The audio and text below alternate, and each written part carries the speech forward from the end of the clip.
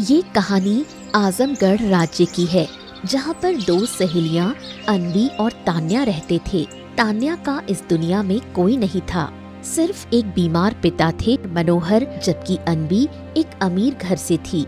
और एक दिन, बेटी, अब तू पूरी 20 वर्ष की हो गई है, पर मैं तुम्हारी शादी भी नहीं कर पा रहा। बताओ भला मैं कैसा नालायक पिता हूँ। धन ना होने की वजह से कोई तुमसे शादी करने को तैयार नहीं है बेटा। पिताजी, आप कैसी बातें कर रहे हैं? आप मेरे बहुत अच्छे पिता हैं और मैं आपसे बहुत प्रेम करती हूँ।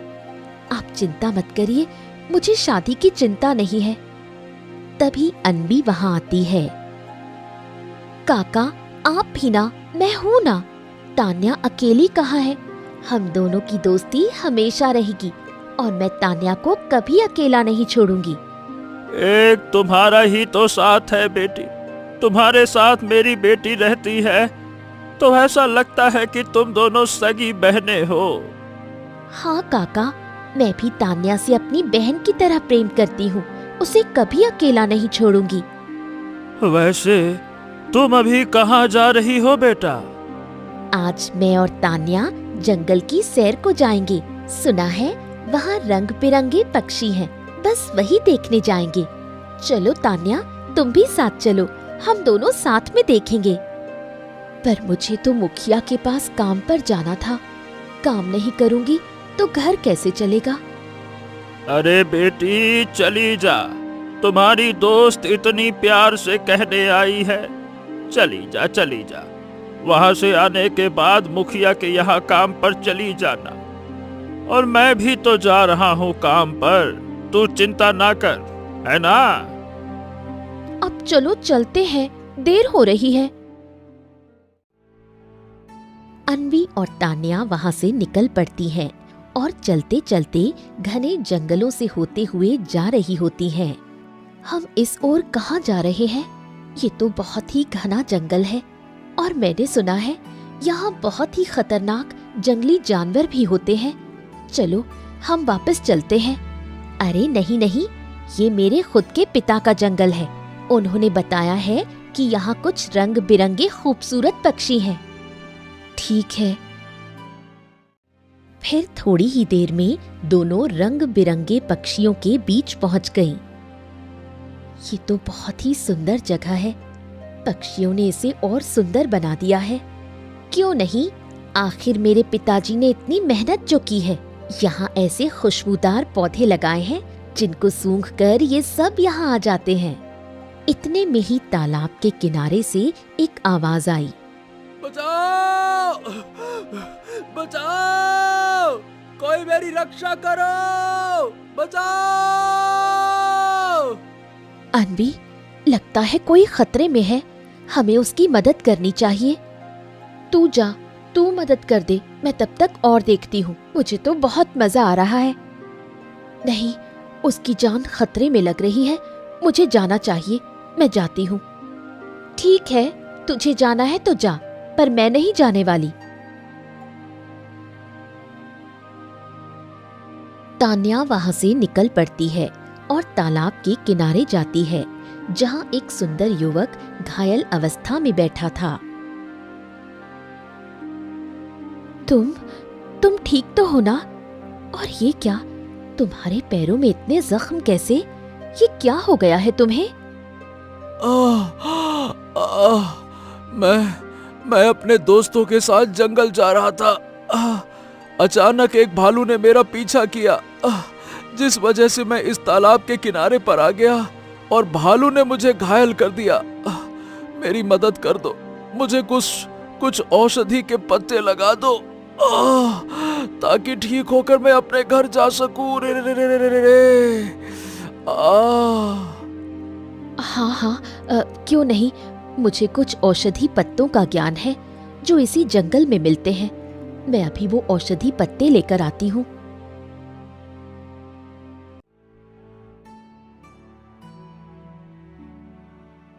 तान्या जंगल से औषधि पत्ते तोड़कर रवि के जख्मों पर लगाती है।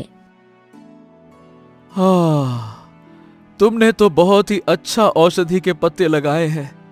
मेरे जख्म में कुछ राहत मिली। वैसे तुम्हारा नाम क्या है? मेरा नाम तान्या है। वाह, तुम तो सच में बहुत ही नेक इंसान हो। तुमने मेरी मदद की, वो भी बिना स्वार्थ के। मुझे बहुत अच्छा लगा। हाँ। इसमें स्वार्थ की क्या बात है? तुम घायल थे और घायल दोस्त हो या दुश्मन, मदद सभी को करनी चाहिए। मैंने कोई बड़ा काम नहीं किया। तुम दिल की बहुत अच्छी हो। तुम्हारा बहुत बहुत धन्यवाद। अब मैं घर जाता हूं।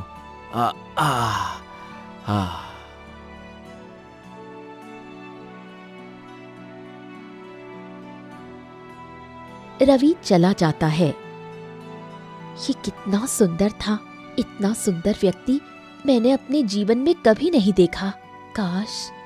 काश मैं इसे फिर कभी दोबारा देख पाती।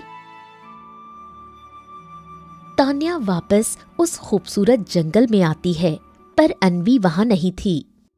ये क्या, अन्वी तो यहाँ है ही नहीं। पता नहीं कहाँ चली गई होगी। फिर तान्या गांव लौटती है।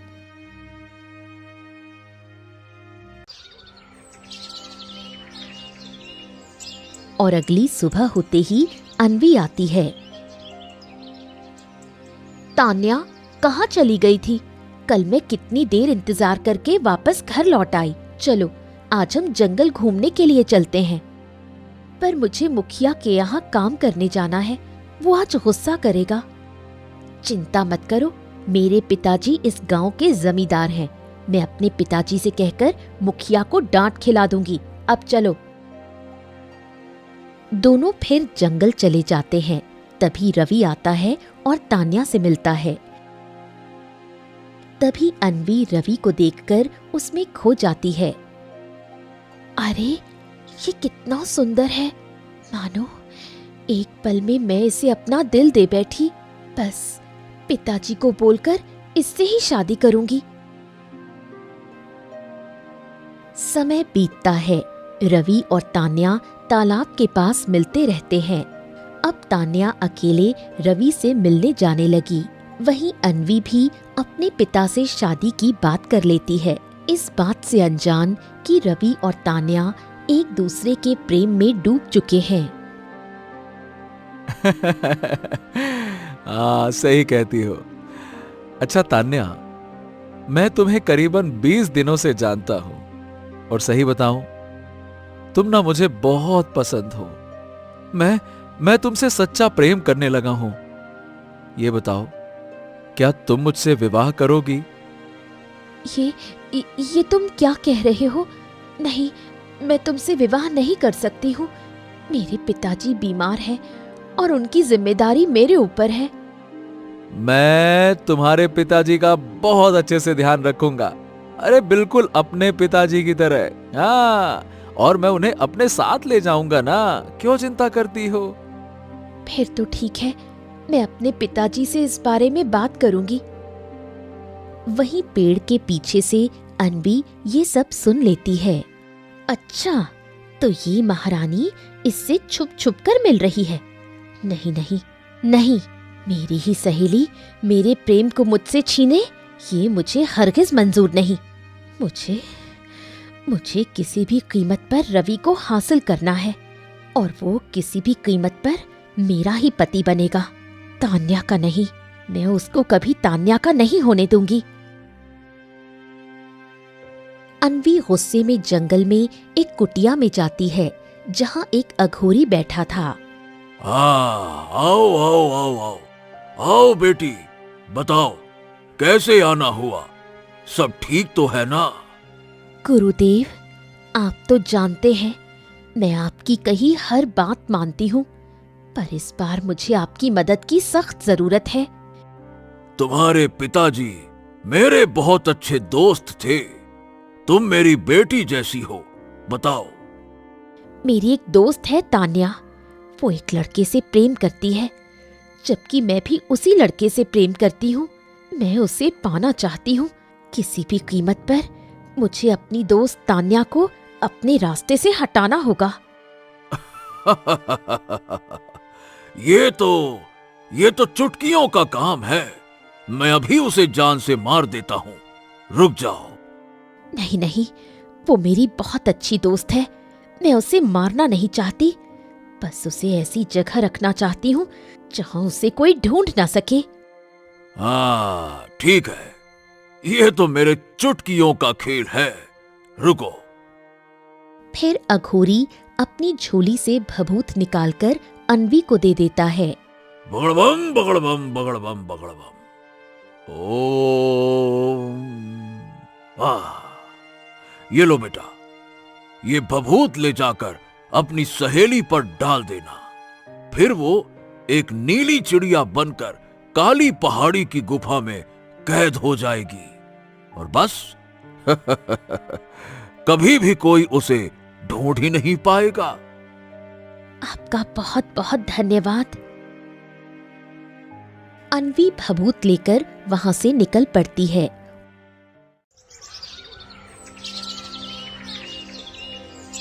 और तान्या के घर पर जाती है।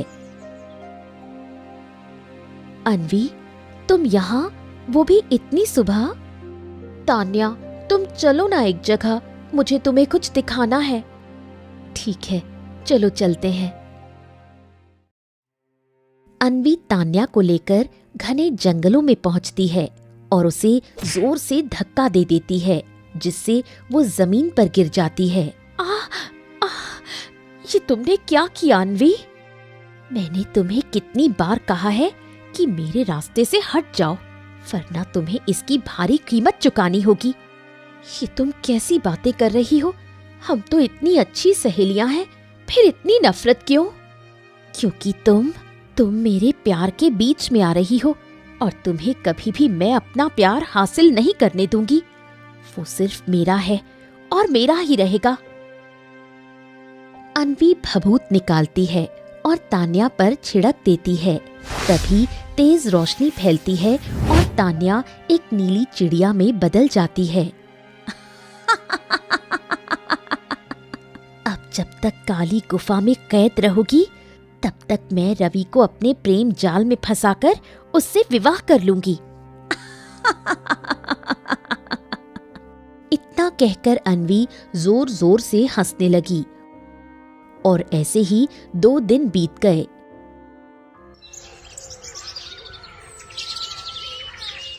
वहीं मनोहर परेशान होकर अपने घर में बैठा था। हे भगवान, हे भगवान, अरे 2 दिन हो गए पर मेरी बेटी कहाँ है और अभी तक आई क्यों नहीं? इस तरह तो वो बिना बताए कहीं भी नहीं जाती थी। एक काम करता हूँ, गांव वालों से जाकर पूछता हूँ। गांव वालों को शायद पता हो कि किस तरफ गई होगी। जाता हूँ।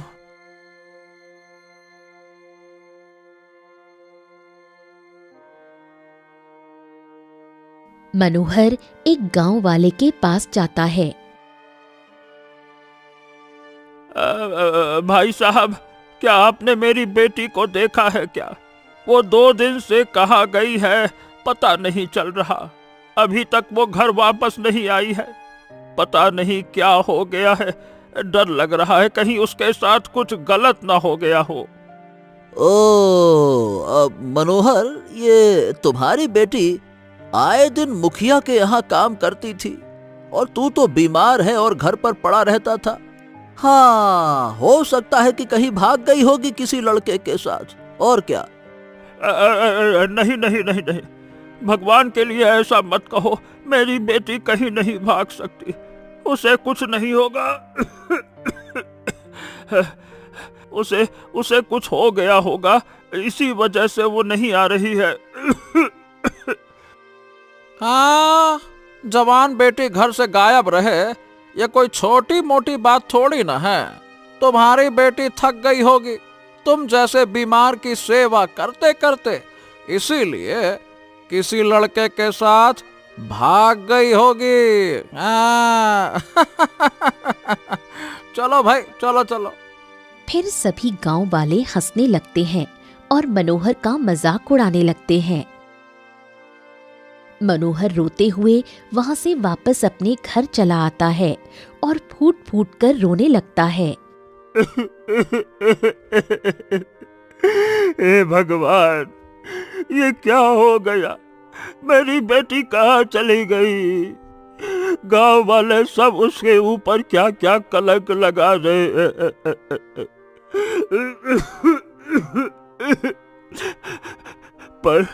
पर मेरी बेटी ऐसा कुछ नहीं कर सकती।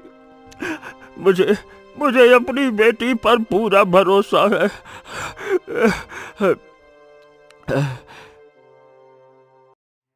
वहीं दूसरी तरफ जंगल में रवि तालाब के किनारे बैठा हुआ था। अरे ये क्या हो क्या रहा है? 2 दिन पहले ही तान्या ने मुझसे वादा किया था कि वो मुझसे मिलने आएगी और हम बहुत ही जल्द विवाह करने वाले हैं, लेकिन अभी तक वो आई क्यों नहीं?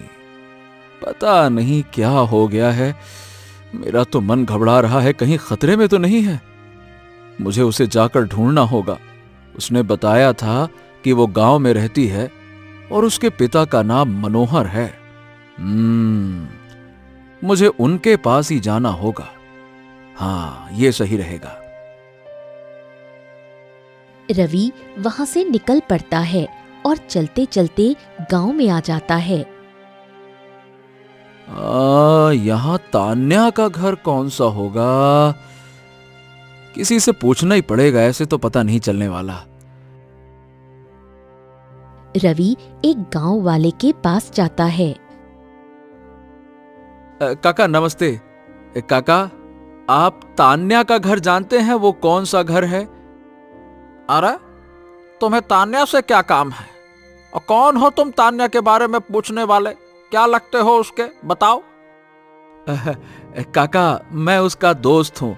वो क्या है कि वो 2 दिन से दिखाई नहीं दी, इसी वजह से उससे मिलने चला आया। ठीक है ठीक है, एक काम करो, यहाँ से थोड़ी दूर जाएगा ना तू, तो वहां पहली जो झोपड़ी दिखेगी तुझे, वही है उसका घर। हाँ, घर नहीं, झोपड़ी में रहती है वो। जा।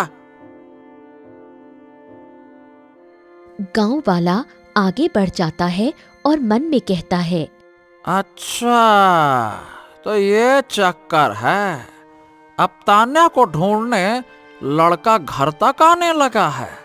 वाह वाह वाह वाह वाह वाह, ये लड़की तो जरूर कुछ बड़ा कांड करके गई है, जिस वजह से वो लापता हो गई है।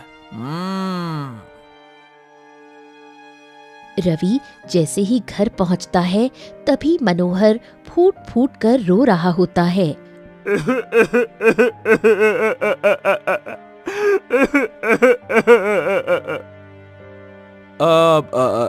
देखिए, तान्या घर में है क्या?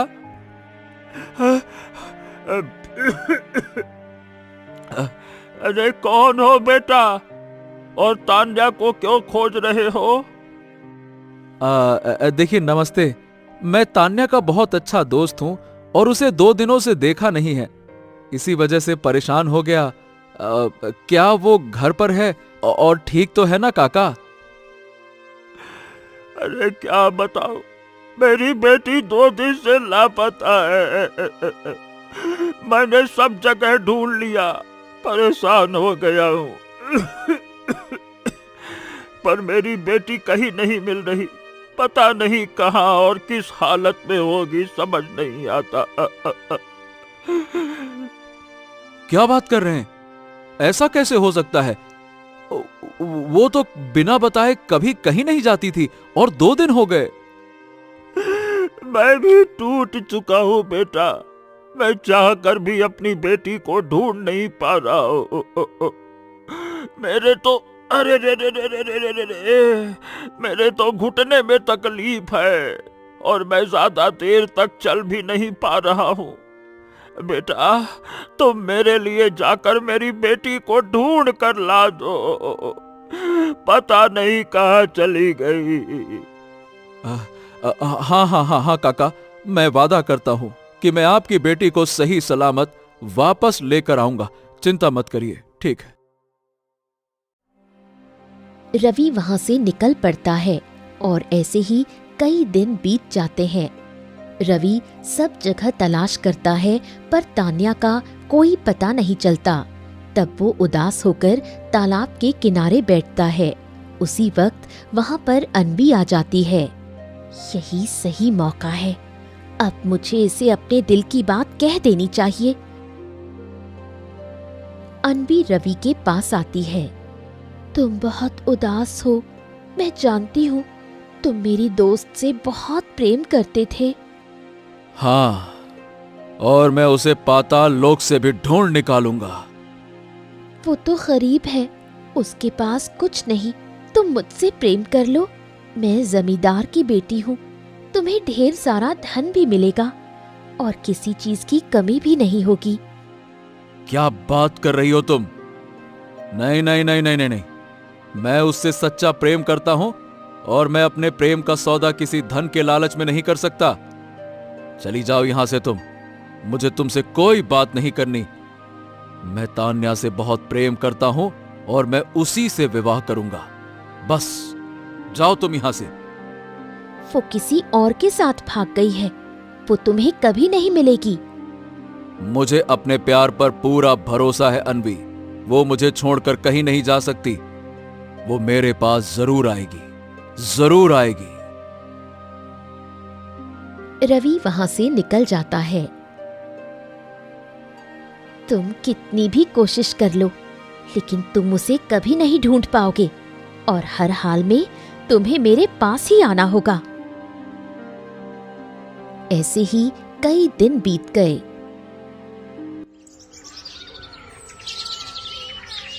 हो, बस बहुत हो गया। अब मुझे साधु महाराज के पास जाना ही होगा।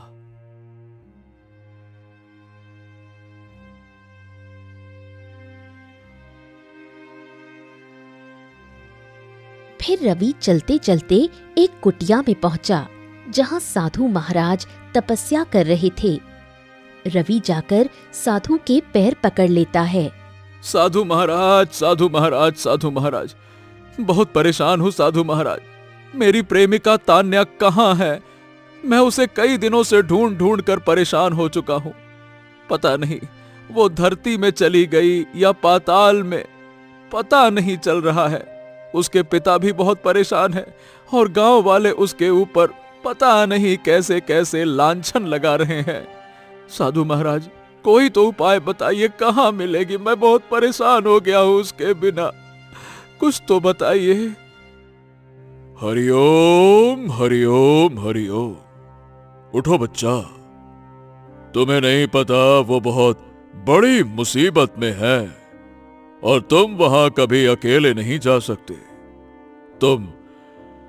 तुम वापस लौट जाओ और उसे भूल जाओ। क्या? नहीं नहीं नहीं नहीं नहीं, मैं उससे सच्चा प्रेम करता हूं बाबा, मैं उसे नहीं भूल सकता। आप बताइए, आखिर है कहां वो? वो पाताल लोक में ही क्यों ना हो, मैं उसे वहां से लाकर रहूंगा। वो एक नीली चिड़िया बनकर काली पहाड़ी में कैद है। उसे आजाद करने के लिए तुम्हें भारी कीमत चुकानी पड़ेगी। क्या? वो काली पहाड़ी की गुफा में है? कैसे?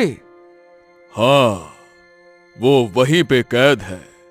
ठीक है, तो मैं उसे सही सलामत वापस लाऊंगा। तुम्हें पता है ना, काली गुफा के मुख्य द्वार पर तुम्हें अघोरी की शक्ति का सामना करना पड़ेगा और वो तुम्हें पल भर में जलाकर राख कर सकता है।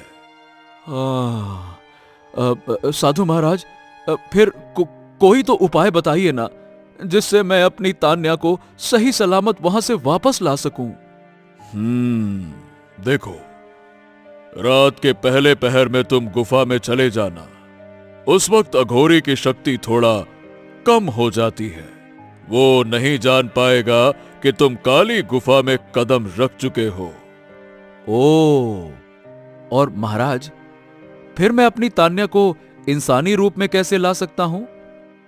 वो इंसानी रूप में तब आएगी जब प्रेम की जीत होगी। सारी दुनिया का बंधन तोड़कर दोनों एक दूसरे को कहें, तभी वो फिर से इंसानी रूप धारण कर सकती है। साधु महाराज फिर से तपस्या में लीन हो जाते हैं। हाँ, अब मैं वहां जाकर ही रहूंगा। रवि काली पहाड़ी की तरफ निकल पड़ता है और कई घंटों का सफर कर जैसे ही काली पहाड़ी के पास पहुंचता है, हाँ, अरे कई घंटों का सफर करके थक गया हूं। हाँ, बाप रे बाप, कई घंटों का सफर करके थक गया हूं। अब काली पहाड़ी आ गई और यहां ये सब कितना भयानक है। सारे पत्थर, सारे पेड़ पौधे, सब इतना काला क्यों है? लगता है इसीलिए लोग काली पहाड़ी कहते हैं इसे। अब जल्दी से मुझे तान्या को आजाद करना होगा। रवि आगे बढ़ता है और रात का दूसरा पहर शुरू हो चुका था। चांद की हल्की रोशनी काले पहाड़ पर पड़ रही थी। रवि तेज कदमों से उस अंधेरी गुफा की तरफ बढ़ रहा था।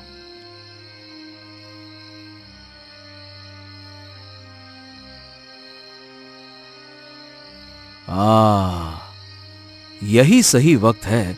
मुझे जल्दी से गुफा के अंदर जाना चाहिए। रवि गुफा में प्रवेश करता है। अंदर अंधेरा था। चारों ओर अजीब सी आवाजें गूंज रही थीं। तभी एक पिंजरा रखा था जिसमें एक नीली चिड़िया कैद थी। रवि, तुम आ गए। मुझे पूरा भरोसा था कि तुम मुझे बचा लोगे और यहाँ से ले चलोगे। तान्या, तुम नीली पक्षी के रूप में कैसे बदल गई और यहाँ इस पिंजरे में क्या कर रही हो? अनबी ने मुझे धोखा दिया। उसने एक अघोरी की मदद से मुझे यहाँ कैद कर रखा है और अघोरी ने मुझे सिर्फ 2 दिन का वक्त दिया है। अगर 2 दिन के भीतर तुमने मुझे आजाद नहीं किया तो वो मेरी बलि चढ़ा देगा और मैं हमेशा हमेशा के लिए मर जाऊंगी। नहीं नहीं नहीं नहीं, मैं तुम्हें कुछ नहीं होने दूंगा। मैं अभी तुम्हें इस पिंजरे से आजाद करता हूं। रुको। रवि पिंजरे को छूने लगा। नहीं, मत छूना, तुम जलकर राख हो जाओगे। अघोरी ने इसमें अपनी शक्ति डाल रखी है। इस पिंजरे पर बहुत खतरनाक जादू है जो किसी को भी छूने पर खत्म कर सकता है। हैं? ये तुम क्या कह रही हो? हे भगवान, तो अब मैं तुम्हें आजाद कैसे करूं? कोई ऐसी शक्ति जो अघोरी की शक्ति से भी ऊपर हो, सिर्फ वही इस जादू को तोड़ सकती है। साधु महाराज ने कहा था कि प्रेम की शक्ति यानी हमारा प्यार इस बंधन को तोड़ सकता है। रवि अपना हाथ पिंजरे की तरफ बढ़ाता है। तान्या भी अपने पंख बढ़ाती है और दोनों जैसे ही पिंजरे को छूते हैं तेज रोशनी फैलती है। जादू टूट जाता है। तान्या अपने असली रूप में वापस आ जाती है। क्या मैं सच में आजाद हो गई और मैं फिर से अपने असली रूप में हूँ? क्या सच में जादू टूट गया? हाँ तान्या, साधु महाराज सही कहते थे। प्यार की शक्ति सबसे बड़ी शक्ति है। चलो, हमें यहां से निकलना होगा। अघोरी किसी भी वक्त यहां पे आ सकता है। तभी अचानक तेज काले धुएं में से अघोरी प्रकट हुआ। तुम्हारी हिम्मत कैसे हुई मेरा शिकार छीन कर ले जाने की? इसको वहीं छोड़ दो, वरना मैं तुम्हें जान से मार दूंगा। तुम कुछ भी कर लो, पर तुम मुझे रोक नहीं सकते। हमें जाने दो। हाँ, हमें जाने दो। हमने तुम्हारा क्या बिगाड़ा है? कुछ नहीं बिगाड़ा, लेकिन अब तुम मेरी जरूरत हो। तुम्हारी कुंडली में अशुद्ध शक्ति है। अगर मैं तुम्हारी बलि दे दूं, तो वो सारी शक्ति मुझे मिल जाएगी ना।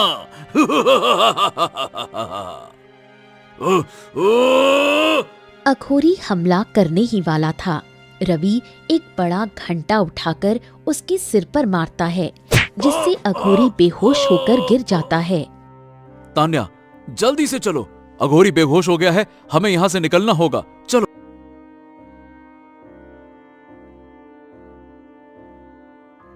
दोनों भागते हैं, गांव पहुंचते हैं। गांव वाले देखते हैं। अरे देखो देखो, ये वही लड़का है और तान्या भी उसके साथ है। लगता है इन दोनों ने कुछ गलत किया है, देखो। तभी मनोहर भी आ जाता है। रवि, ए बेटा, तुम तो मेरी बेटी को ढूंढने के लिए आए थे और आज तुम उसके साथ ये क्या कर रहे हो? सही सही बताओ, क्या चक्कर चल रहा है? हाँ हाँ हाँ, अब और क्या बताएगी तुम्हारी बेटी? मुंह काला कर लिया है तो क्या बताएगी? ए बेटी, सही सही बताओ, तुमने ऐसा किया है क्या? बोलो। नहीं पिताजी, आप गलत समझ रहे हैं। हाँ, मैं रवि से प्यार करती हूँ, लेकिन हमने अपनी मर्यादा नहीं लांघी। सच तो ये है, अनबी ने अघोरी की मदद से मुझे नीली चिड़िया बना दिया था, क्योंकि वो रवि को पाना चाहती थी।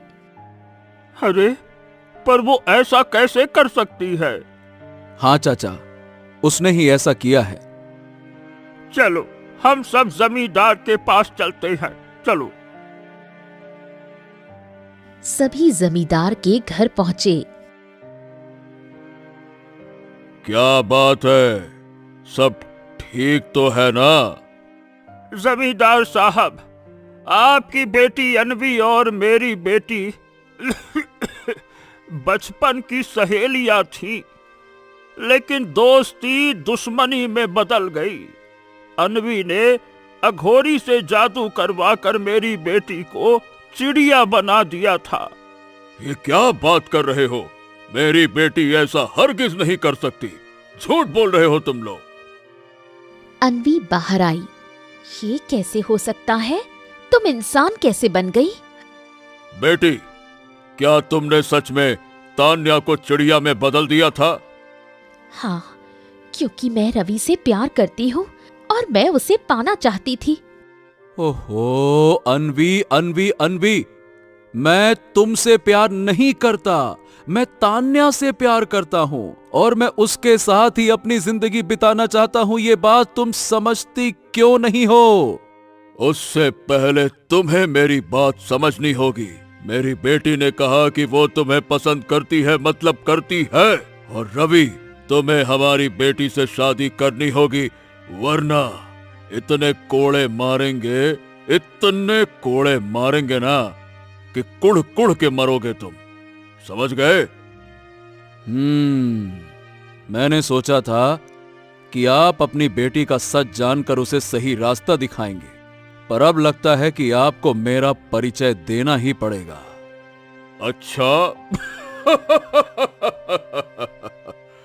एक मामूली सा लड़का होकर मुझे परिचय देगा? तभी एक सैनिक आता है। राजकुमार, आपने हमें बुलाया? कौन राजकुमार? यहाँ कोई राजकुमार नहीं है, पागल हो गए हो क्या? जमींदार, ये सैनिक मुझे राजकुमार कह रहे हैं क्योंकि मैं इस राज्य का राजकुमार रवि प्रताप सिंह हूं। क्या तुम राजकुमार हो? तुमने बताया क्यों नहीं? हाँ, क्योंकि जब तुमने मेरी मदद की थी तब तुम्हारे दिल में इंसानियत थी, ना कि धन दौलत का लालच। मैं चाहता था कि तुम मुझे मेरे दिल से प्यार करो, मेरी पहचान से नहीं। मुझे माफ कर दो राजकुमार, मुझे आपकी सच्चाई नहीं पता थी। मैं आप सही कह रहे हैं। मुझे इस नालायक को एक लप्पड़ मारूंगा तो सही हो जाएगी। आपने बिल्कुल सही कहा, मैं इसको समझाऊंगा। बहुत बड़ी गलती की इसने। क्यों गई थी अघोरी के पास, है?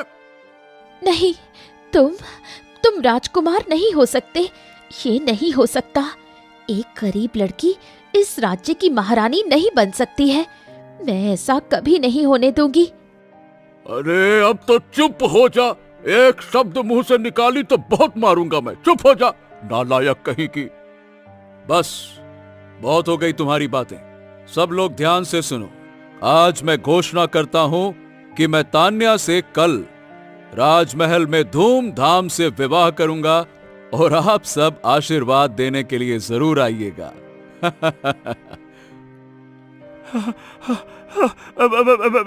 बेटा, मुझे तो यकीन ही नहीं हो रहा कि मेरी बेटी अब महारानी बनेगी। महारानी, ए बिटिया रानी, तू बनेगी अब महारानी। राजकुमार, मैं आपसे विवाह नहीं कर सकती। मैं एक गरीब किसान की बेटी हूँ। मैं महारानी कैसे बन सकती हूँ?